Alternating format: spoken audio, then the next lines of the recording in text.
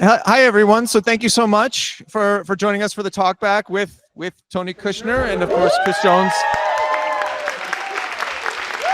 And, of course, Chris Jones here will be moderating. So I'll pass it on over to you. All right. Hi, everybody. Hello, Tony. Hi, Chris. I see like a tiny little sliver of you. I'm better that way. No, nonsense. Okay, that's much better. Yes, that's great. I want to start this by just setting you up for a sec and say, I think you know me well enough that I've seen pretty much, I can't tell you how many times I've seen the show, including these seminal productions like the National Tour of Angels that began here in Chicago that I consider one of the best shows I've ever seen. With the great Jonathan Hanratty. I've seen, of course, on Broadway in London, on the Revival and all of that. And I think you know me well enough to know that I wouldn't say this unless it's true. This is very, very good here. Great. At this theater. It really is. It really is. And we're all on Irving Park Road. We're surrounded by auto repair shops. And there's... It's the Chicago style Renaissance, and it's very heartening because in the post-pandemic era, this level of ambition hasn't really been a thing, really. And this is really, at least in my experience, the first show since the pandemic at this kind of venue that's really come back with this kind of exciting production at this scale. Even though they're not exactly over-resourced, you might say, but minimally resourced. But it's really just a fabulous show, and I wish you could see it. It's excellent. Yeah. And you can't see everybody, but every seat in here is pretty much taken. People have come just for the talkback. So let me start with this for everybody. This play is a kind of a one-of-a-kind play, really one of the most extraordinary plays of the 20th century, as everybody here knows. Frank Rich famously said of the Broadway production that it's really history that Mr. Kushner intends to crack open. He sends his haunting messenger, a spindly, abandoned gay man with a heroic spirit and a ravaged body, deep into the audience's heart to ask just who we are and just what, as the play continues and the millennium approaches, we intend this country to become. Okay, so that was a long time ago that Frank wrote that, and the millennium, at least not the one that Lewis is talking about, but the other millennium came and went, and we're still engaged in this debate of what we want this country to become. So I wanted to start with that. You know, we all just watched the last scene at the Bethsaida Fountain, and you know, Lewis is prattling on about Glasnost in great detail. He says it very slowly. He's expounding at length about Glasnost. And there's other elements of hope in that scene, in that a community has been formed by people that are not judging each other. And of course, Pryor is alive, which is in itself a source of hope. But part of it, the way you wrote it back then, was certainly a sense that the world, which we know, as you tell us, is only spinning forward, is spinning to a somewhat better place globally. And, you know, we look now at some of that and it's hard to find all the hope in that, perhaps. Yeah.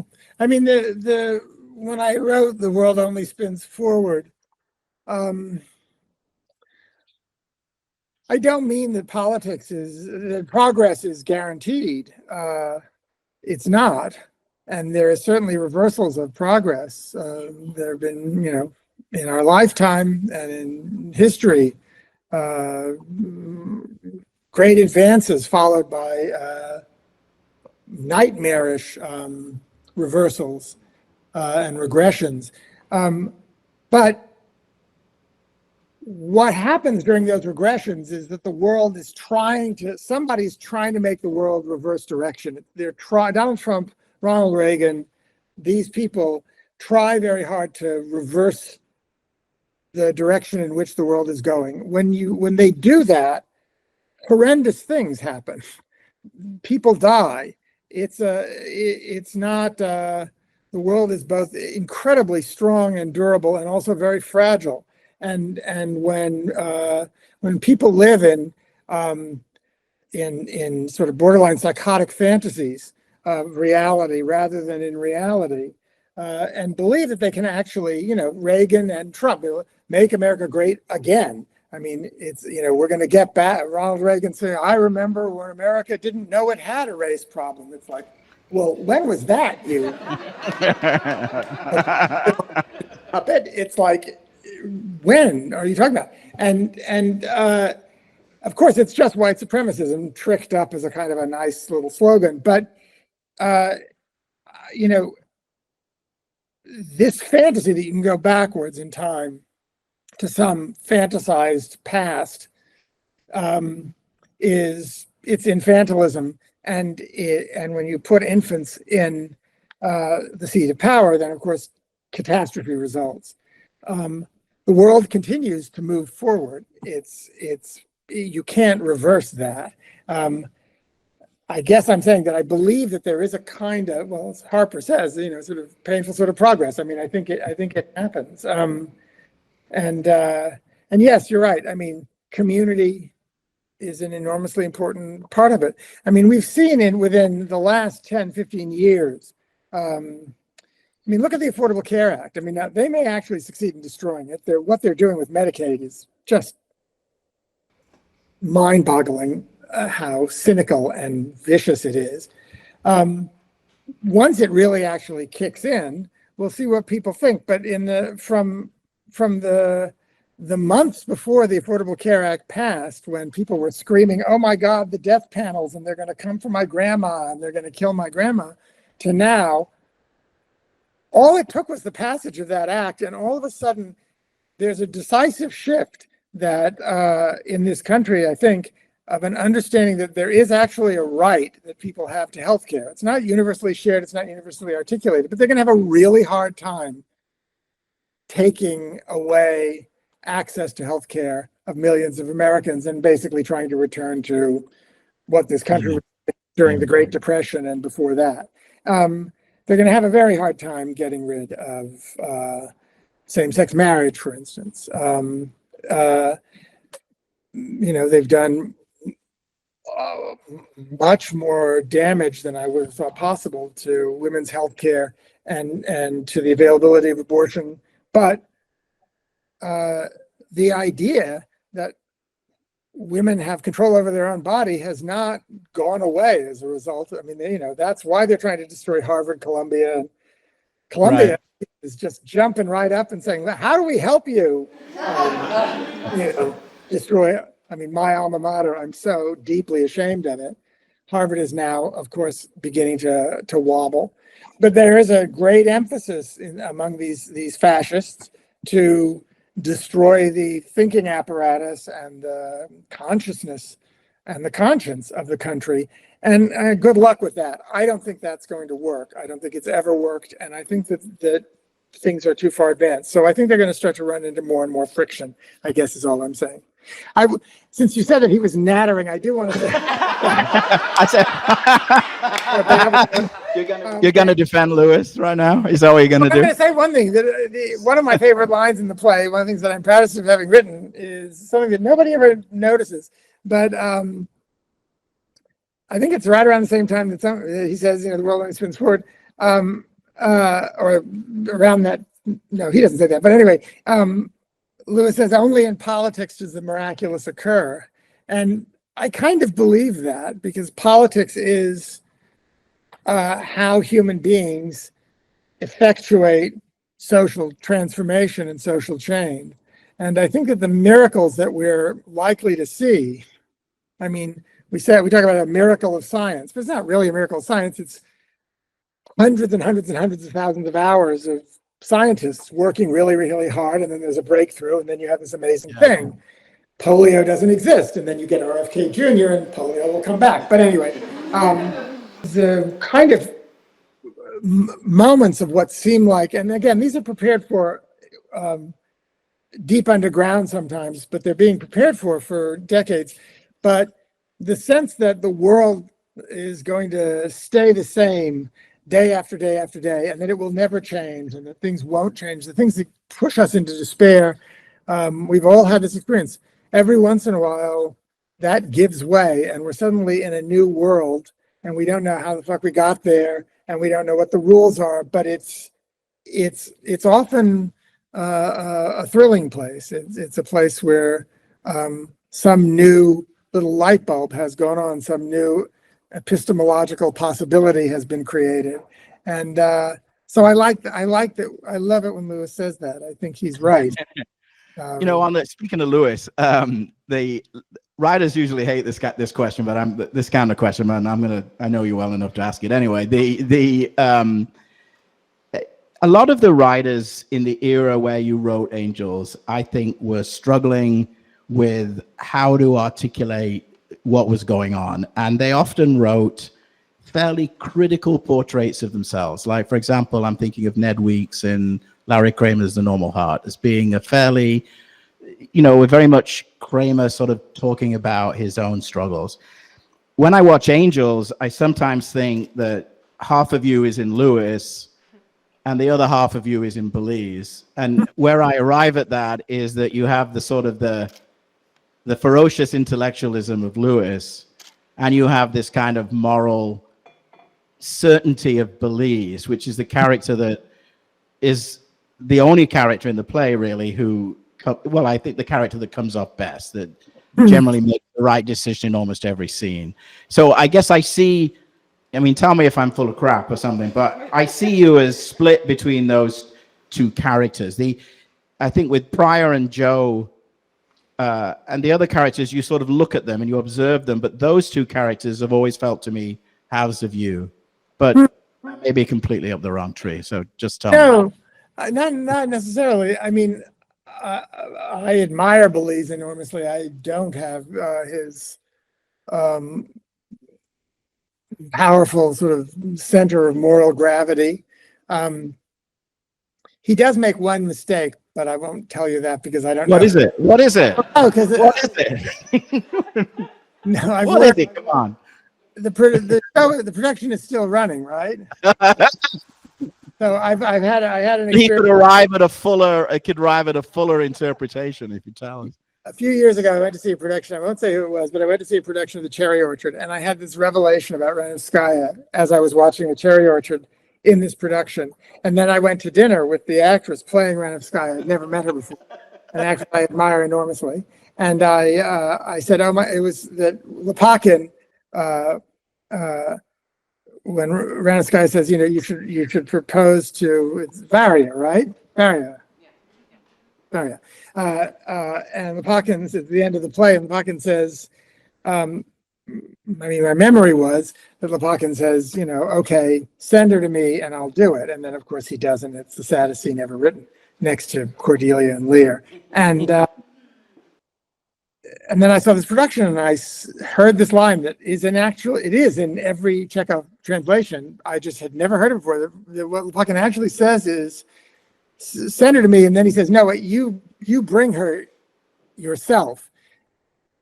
You have to be here, because he's about to let go of his dream of Ranovskaya.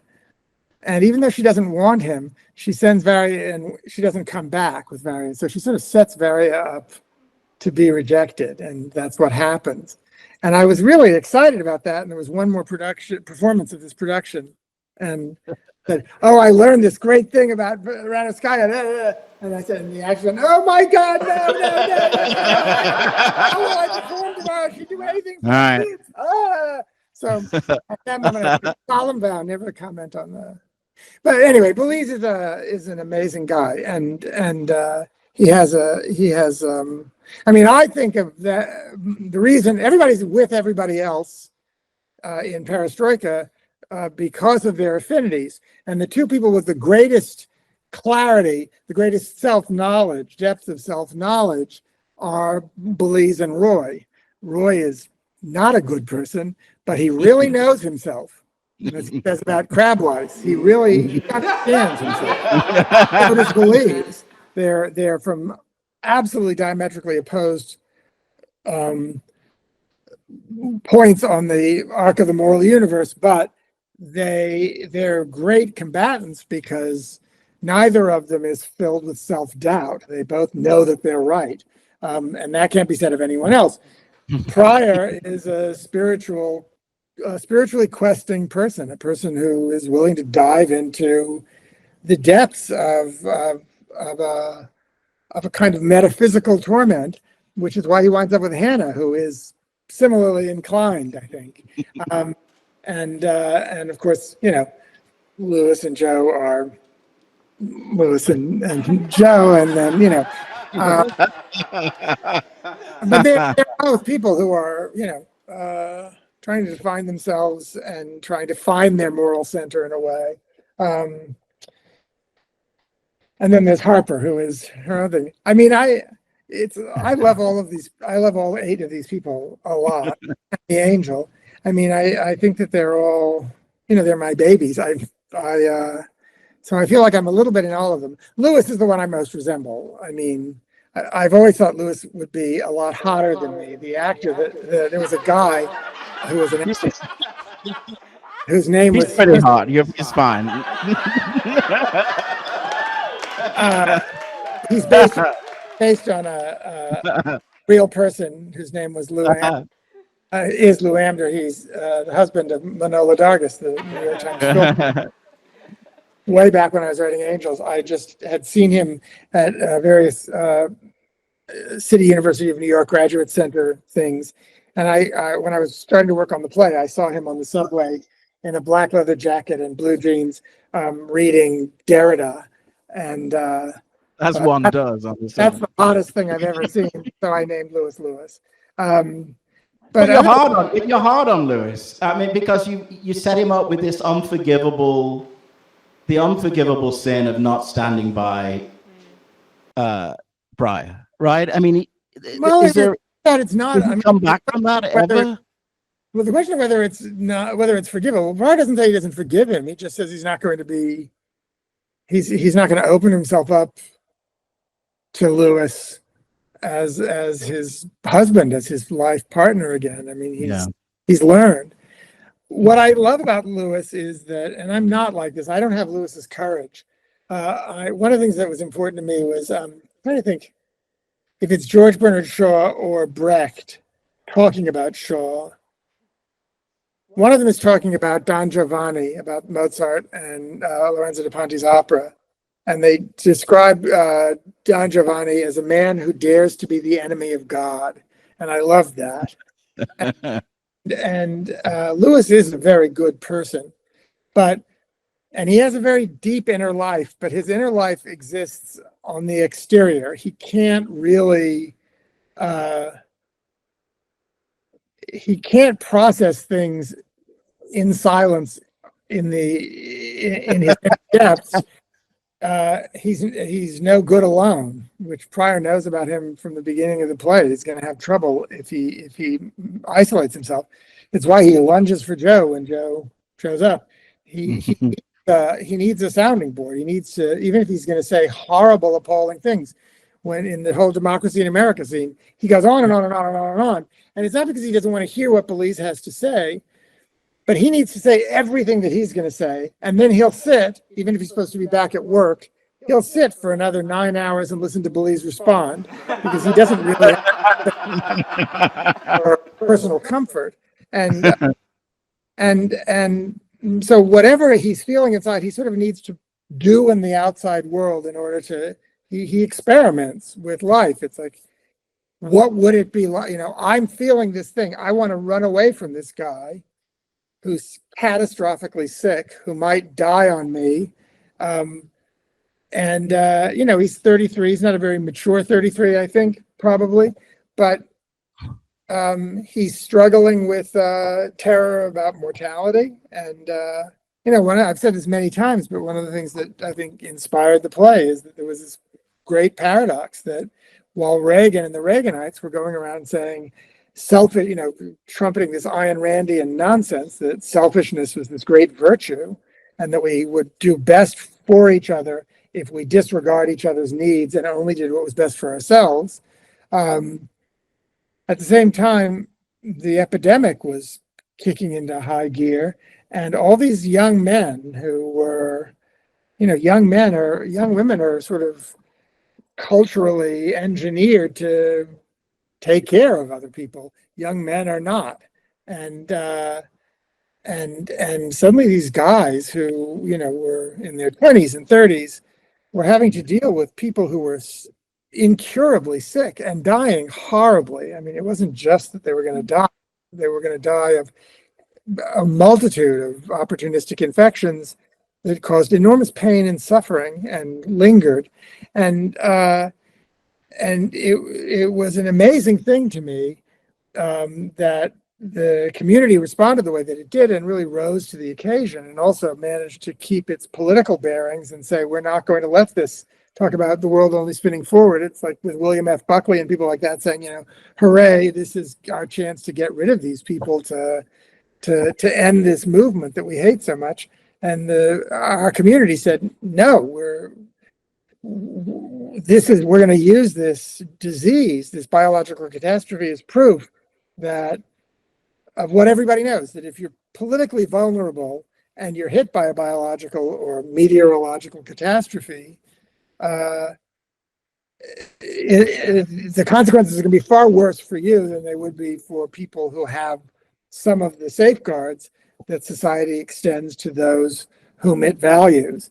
And we made it our political agenda, our progress, our enfranchisement advanced during the AIDS years. It didn't retreat.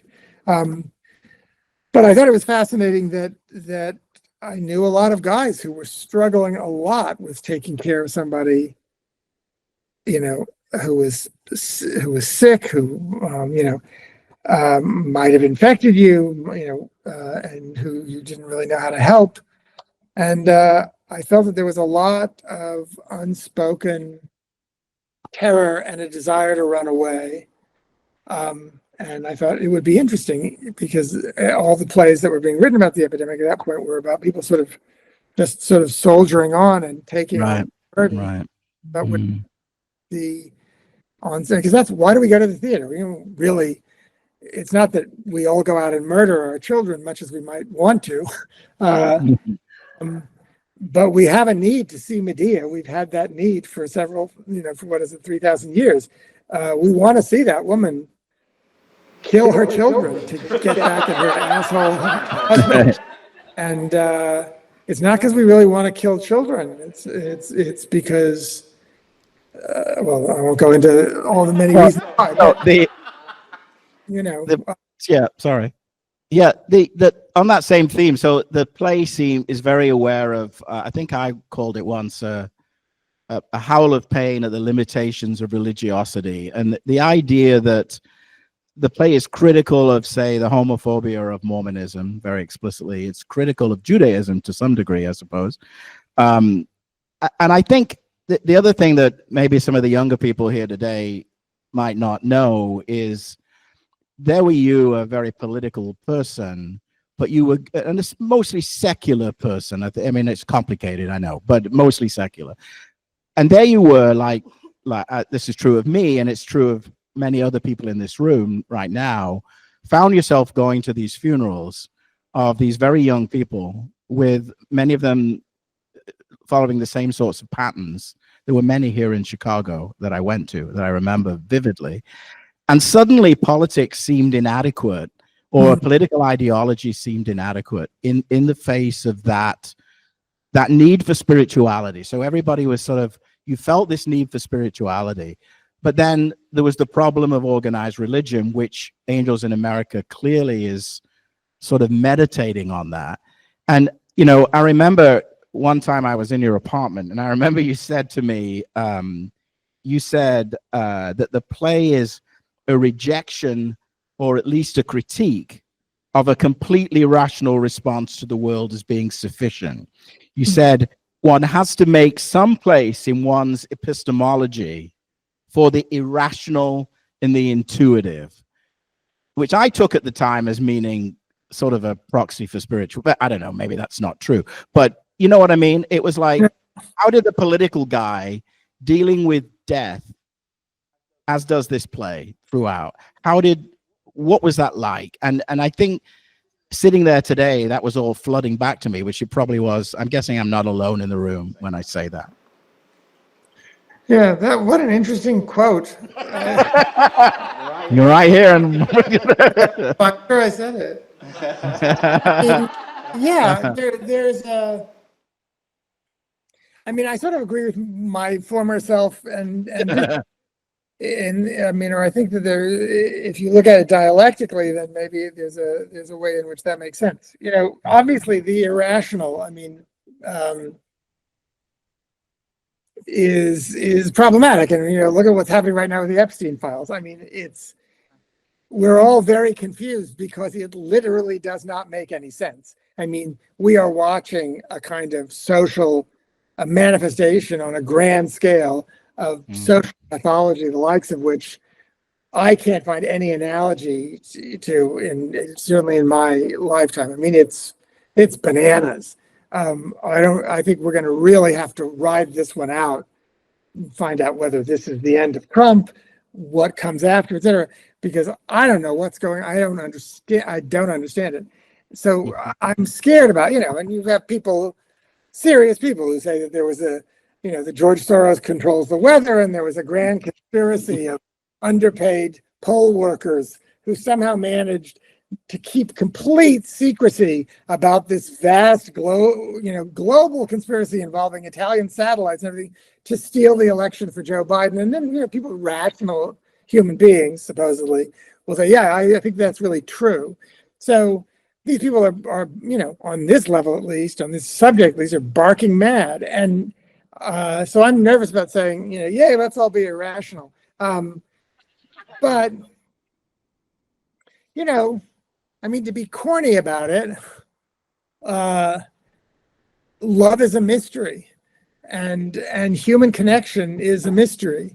Our connectedness to one another, our connectedness to other species, our connectedness to the planet that we live in, the ways in which whatever we have inside, consciousness or a soul or whatever it is, reaches out past our boundaries, is an undocumented immigrant into the world, and putting out feelers all the time and roots all the time in directions that we can only dimly perceive. That can't be discounted. To be on a political level, dedicated to the principles of whatever we've sort of arrived at a shared sense of reality, of observable empirical reality, and of causality, which means that we agree to certain fictions that we call the passage of time and history and the future. We agree to those things. We give it our best shot. We construct a constitution. It has the ability for amendments, and we create this sort of remarkable system in a way, the rule of law.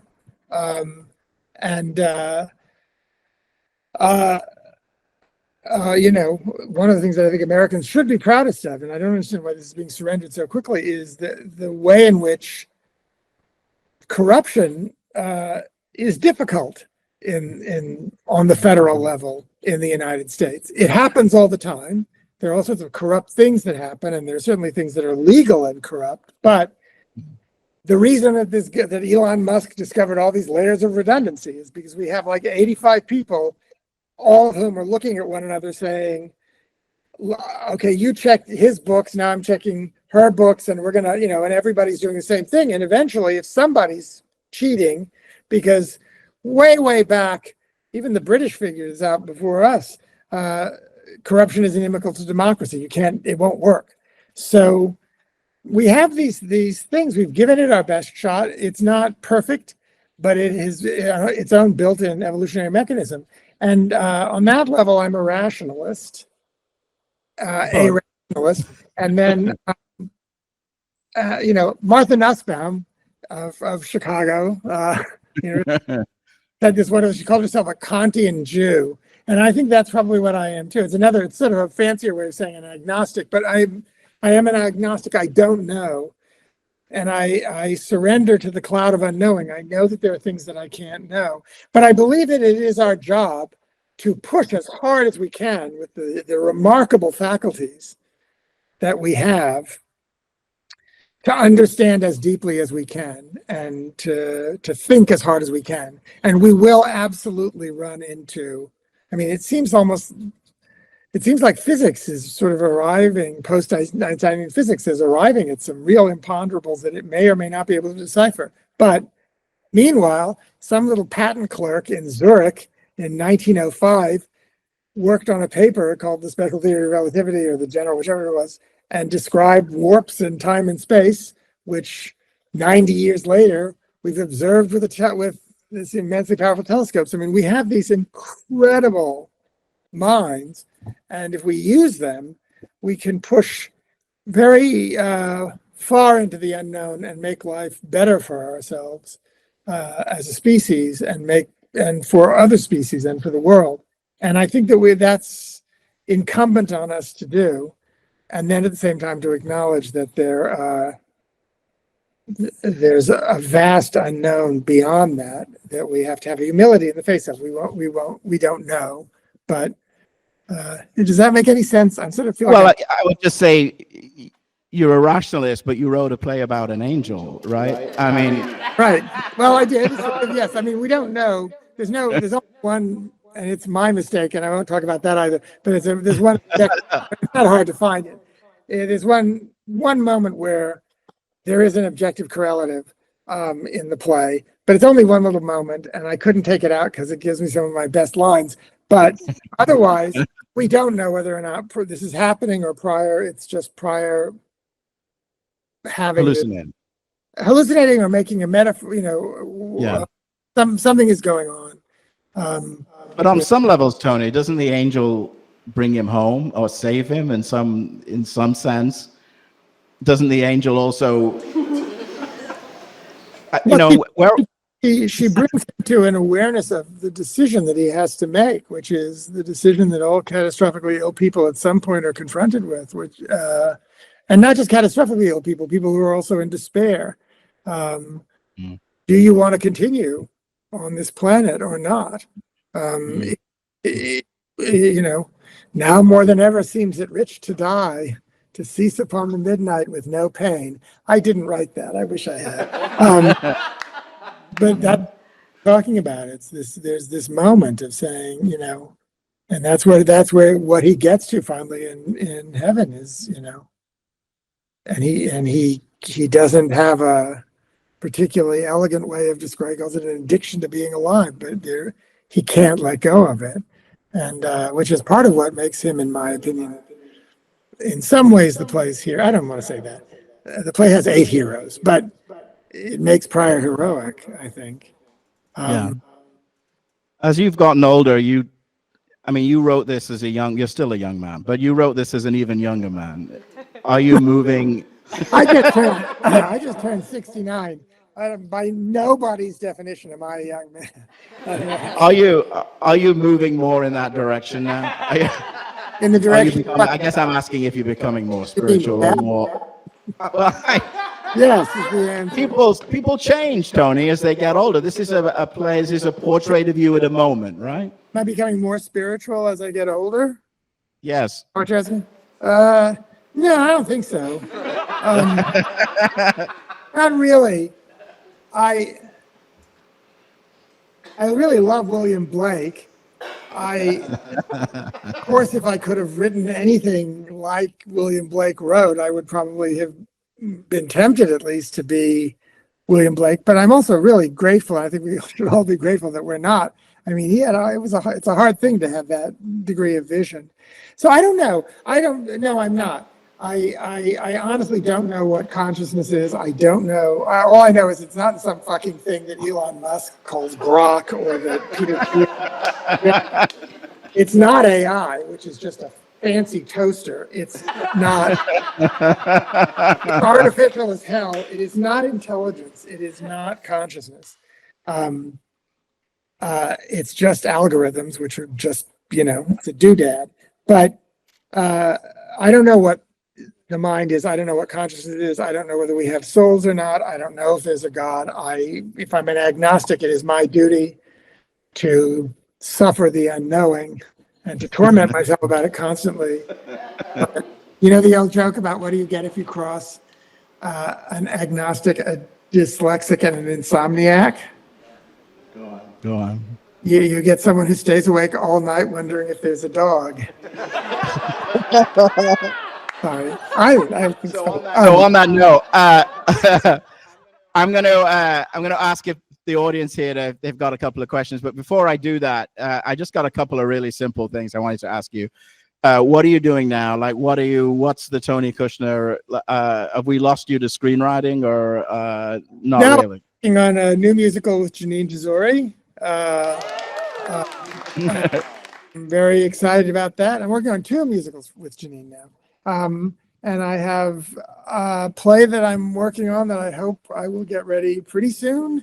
And I'm working on 2 mini-series, limited series, whatever they're called, one for Go and one for Searchlight, that I'm really, really excited about. I think some 2 really cool things.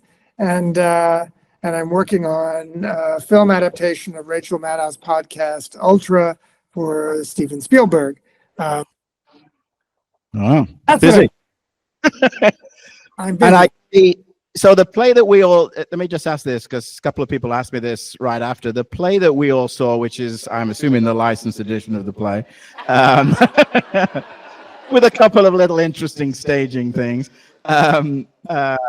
you changed that slightly, right? Or didn't you do some revisions for the Broadway revival? And I guess the other part is it's a set play now. You would never go back in, right?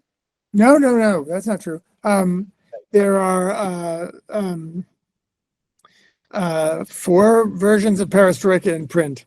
I would hope that people would seek out the most up-to-date one, which is the 2013 edition, but there will pretty soon be a new edition that incorporates the stuff from the revival of the National in 2017 and the Broadway revival in 2019.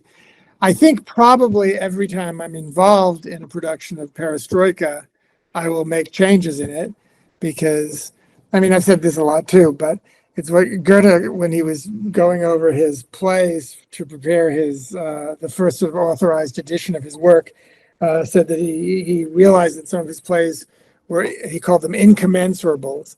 And I think what he meant is, because he couldn't figure out how to make them perfect. And I think what he meant is that there's in some ways there's an internal sort of radical disequilibrium.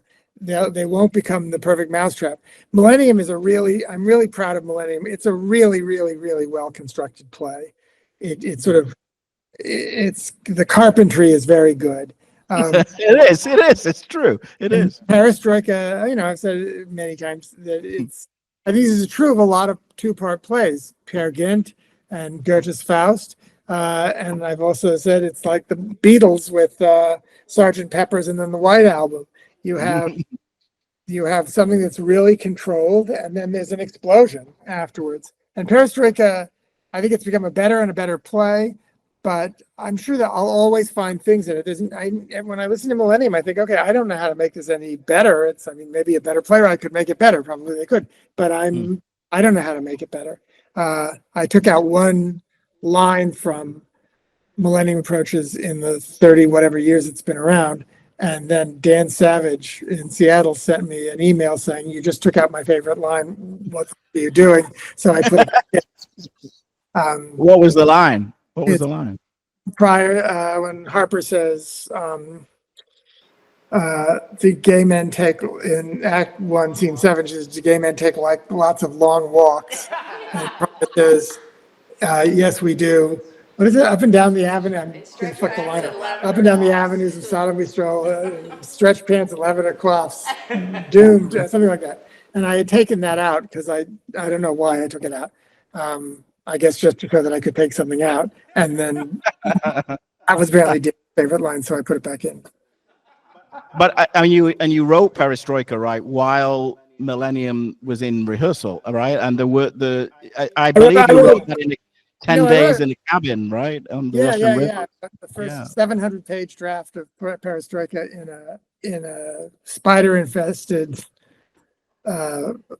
cabin on the Russian River in San Francisco, and I really hate spiders, so I wrote very fast. To get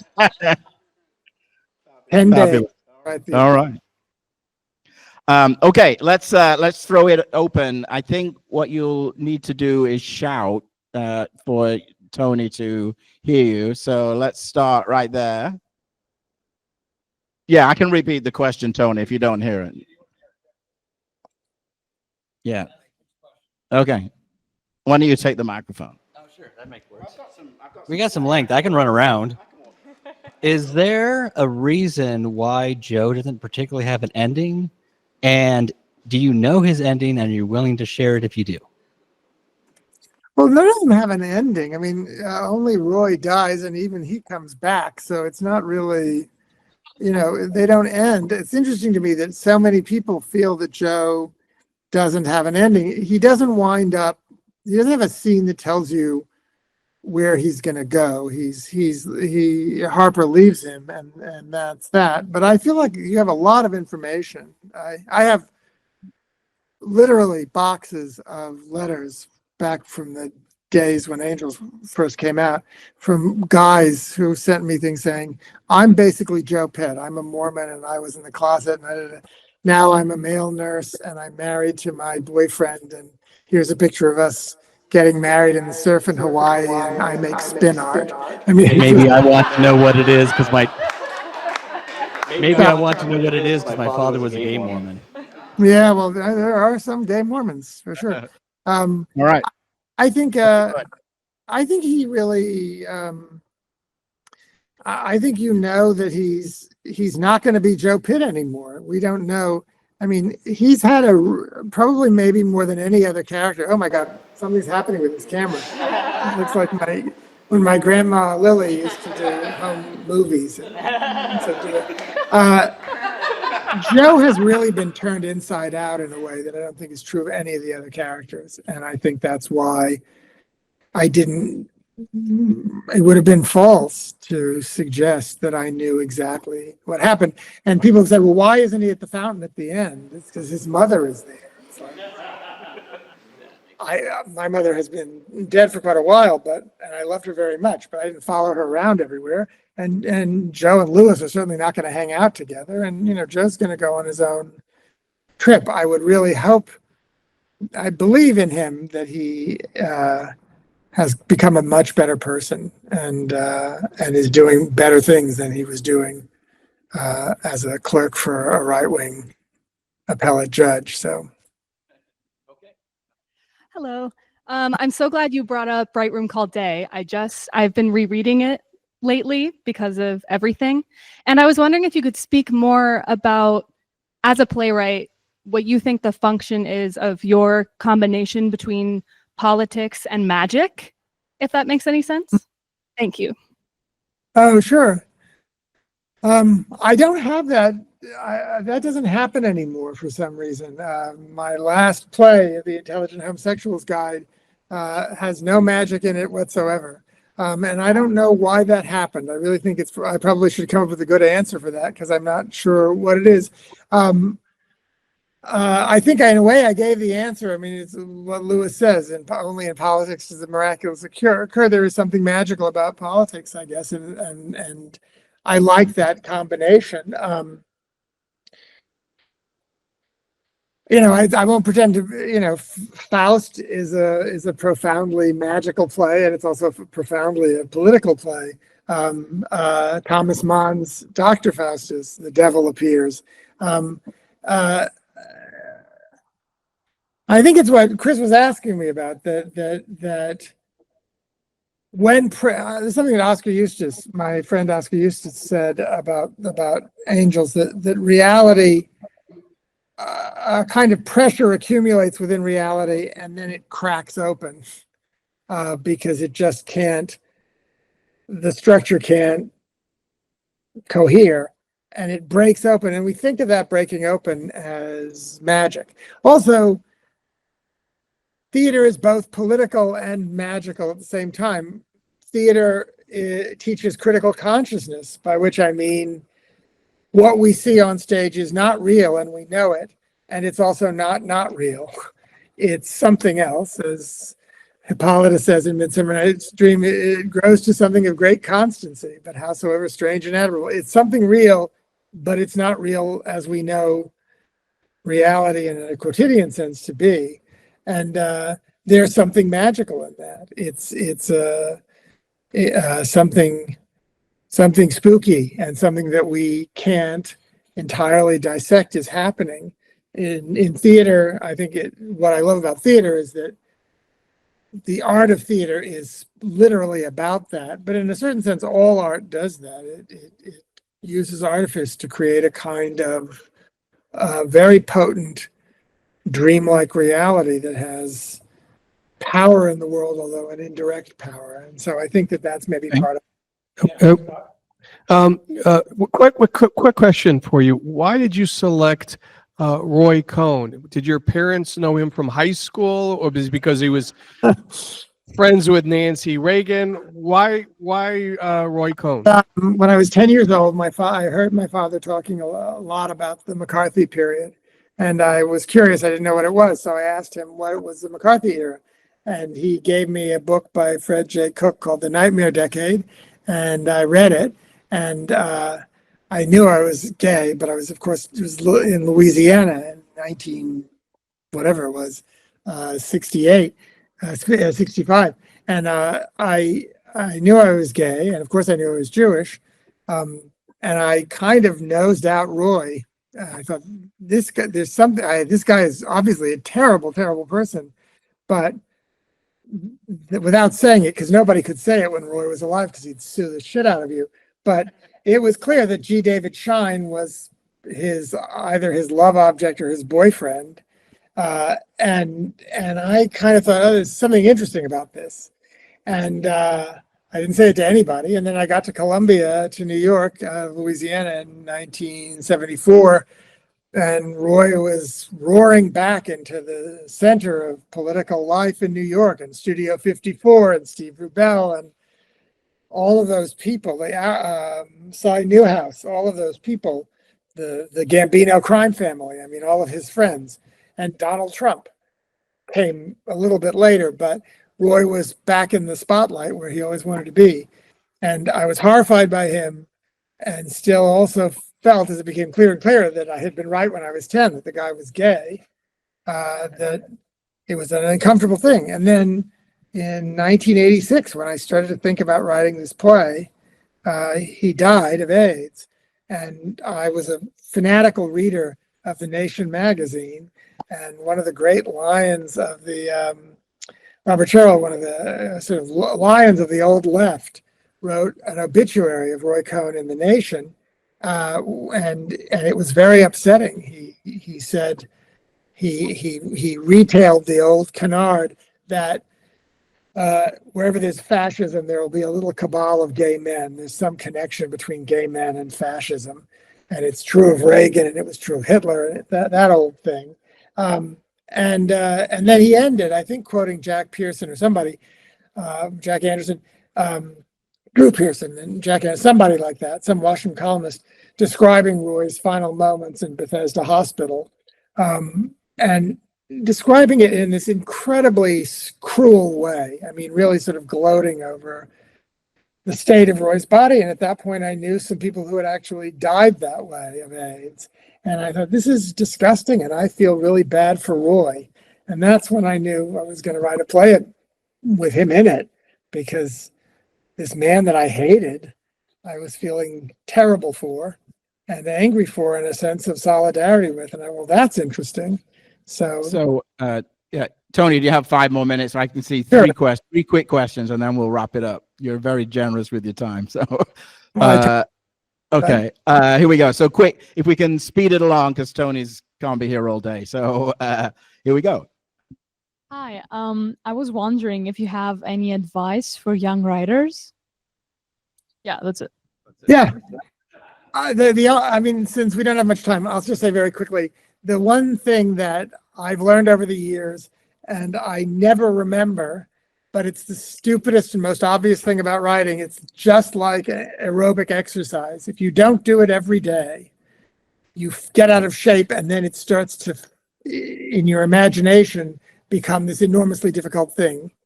No matter what you've done, whatever you've accomplished, if you're not writing, if enough days go by, you start to forget how it happened, and you start to imagine that it was magic, that some bird flew out of the heavens and landed on your head and told you wonderful things, which is of course not what happens.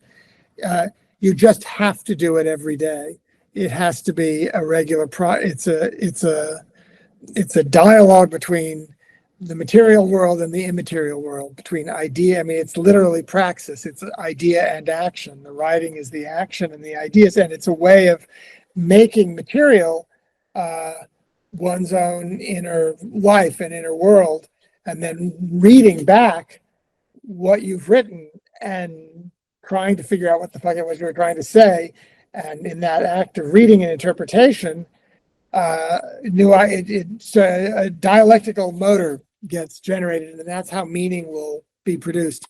You just have to always, you have to make time every day to do it. And if you do, it becomes, it's never really fun. Like, there are a lot of things that are more fun, but it's very interesting, and interesting things happen.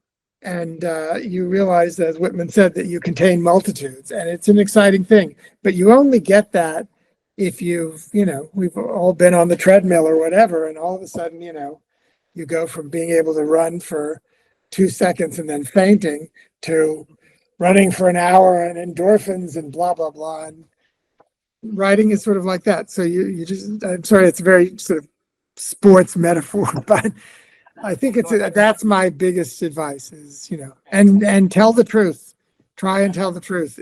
That's the hard thing. Are you lying to yourself? Are you lying to other people? Then you're not doing your job. So. Hi. So I wanted to ask, because in previous interviews you brought up, you've cited Brecht and Virginia Woolf in terms of on posterity, writing or creating art with anger can coarsen the voice. But at the same time, you've also said that you've made some of your best work while angry. And you've made work, during the Obama administration. You made work during times where, during the AIDS crisis, all these, of course. But I was wondering, how do you, given a lot of your work has been sourced from your own life, how do you channel and direct those emotions when it is when times are very, very, hard towards art? I mean,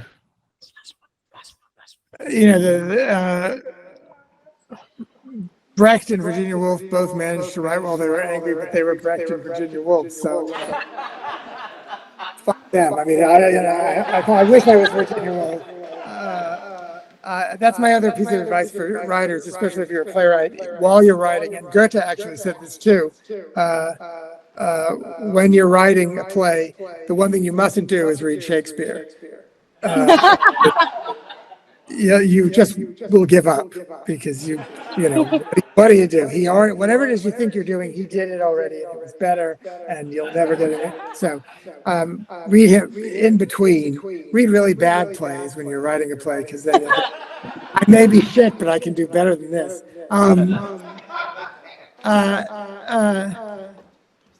I don't know exactly how to answer that. I struggle a lot. I always want to do something new that I haven't done before. I always want to give myself real challenges. So there's always some kind of formal challenge. There's something that I've always thought I couldn't write that I'm going to now try to write. And I keep rewriting until and it's always scary, because you can rewrite one time too many and ruin your work. But and that is a real danger. But it sometimes takes a long time. My play, The Intelligent Homosexual's Guide, there's the penultimate scene. I wrote the play first in 2009. I published it last year. It's the longest I've ever waited to publish a play because I couldn't get that last scene right. And I've done, I think, hundreds of versions of that scene. And I'm not sure yet that I still got it right, but I got it close enough so that I think I can let the play go out in the world. So I published it finally. I believe in that kind of struggling. I think it's really good. That's how, you can write in a blaze of anger, then, take a deep breath, put it in a drawer, let it get a little cold, and go back and look and see that blaze of anger may have produced something amazing, and also maybe some things that are sort of embarrassing and things that need to be sort of fixed. And what kind of breadcrumb traces have you left yourself? Did your unconscious throw out there that will illuminate things for you? Because, when you're writing, it's not just you writing. A lot of other people are writing too. And sometimes those people are saying, hi. Thank you for spending some time with us. Thank you for this incredible play. It's my favorite play of all time. So, and part of why is that there's so many incredible, beautiful, touching lines that just speak to my soul. And so I wanted to ask, what were your favorite parts to write, like parts or lines at the time you wrote it? And then what are your favorite parts and lines now, much later? Well, my favorite scene is Harper and Joe at the promenade, because I literally dreamt the entire scene and I just woke up and wrote it down. And that was easy. And I thought, God, if I could do that more, I would really be prolific. The scene I had the most fun writing is probably the scene with Belize and Pryor going to see Joe at the courthouse, because I call it Lucy and Ethel scene, because it just was fun to write it. It made me laugh when I was writing it. And the two major things were my contract with the Eureka Theater for Writing Angels was to produce a 2.5-hour long play, and it couldn't be any longer than that. In my outline, the Angels right before intermission, and I had written 120 pages, which is basically 2-hour-long acts, and I hadn't gotten to the angel arriving yet, and I didn't know what I was going to do, and I started to feel really lost, and I decided to try something that I used to sneer about, but I thought, what if I ask a character in the play to explain the play to me? So of course I asked Lewis, because as Chris said, Lewis is very close to me. And I said, so explain to me, what is this play about? And I sat down at my desk in Brooklyn and I just started writing Lewis's answer. And the first thing Lewis said was, why has democracy succeeded in America? By succeeded, I mean, not literally, and then it just kept flowing out, and it was kind of magical. And then I realized that he was really nervous. And then I realized he was nervous because he was talking to somebody. And then I realized he was really nervous because he was talking to Belize. And it turned into this scene that I think it was 17 pages in manuscript, which is a long scene. It's now about 12. And I finished it and I thought, okay, I had no doubt it was the best scene I'd ever written. And we did a reading of it in San Francisco, and it worked like gangbusters. And at that point, it was clear the play was never going to be a one evening long thing. It had to be. It was sort of, the only other scene is the courthouse steps scene, when I had everything else done in Millennium Approaches, and that scene was there, but it was Lewis as Chris said, yammering or whatever. He was talking. The problem with Joe is Joe doesn't talk. Joe doesn't speak unless he has something, he's conservative about his speech. He's laconic, and Lewis won't shut up. So in that scene, Lewis was just blah, blah, blah, blah, blah, and Joe wasn't saying anything. And we were at the Eureka Theater, and the play was really working, but I felt something wasn't quite happening.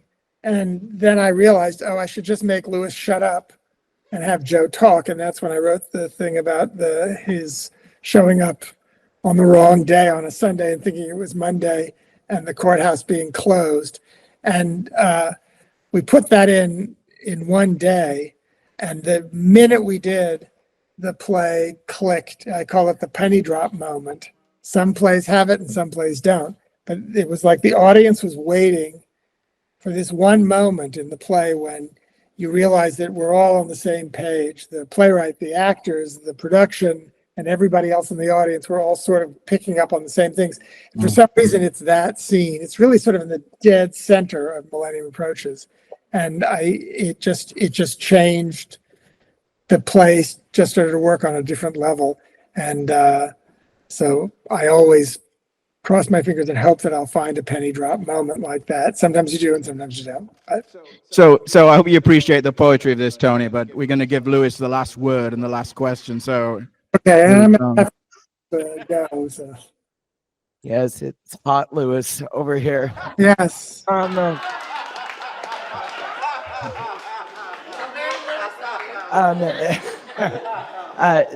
This is also my favorite play. It's changed me as a director and a playwright and an actor time and time and time again. I just want to thank you for that.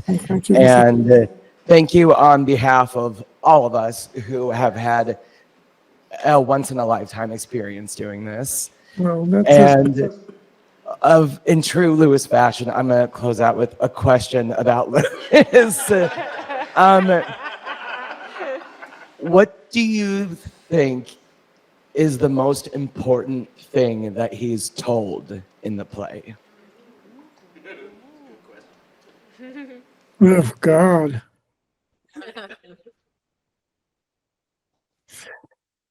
Can I not answer that? Because I would be really scared. I mean, I think it probably is I don't want to answer it. I mean, I think I have an answer. I think the most important thing he says probably is at the very end when he says, "Failing in love is not the same thing." It doesn't go off the hook. I think because that's what Lewis. Everything that happens to Lewis is Lewis arguing with Lewis. He enlists Belize, he enlists Joe, he enlists Pryor. They become his sparring partner for this endless sort of boxing match that's going to bring him to the truth. And people have to suffer, but Lewis is willing to suffer too. He's willing to get his nose broken to get there. And it's that struggle. And I think he, at the end, he sort of puts some things together that are very important for him. And so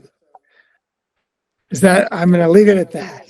So, Tony, almost everyone's been in this room since 11:30 this morning. Oh my God, go home. And Go watch television. Go eat dinner. one of the things that this play did is it brought impatience to the American theater, I think, and it brought ambition to the American theater. And it, we all appreciate you supporting Off Loop Theater in Chicago and with your play and also with your time today. So, Tony Kushner, everybody. Well, thank you very much, everyone. And Chris, nice to talk to you. And all right.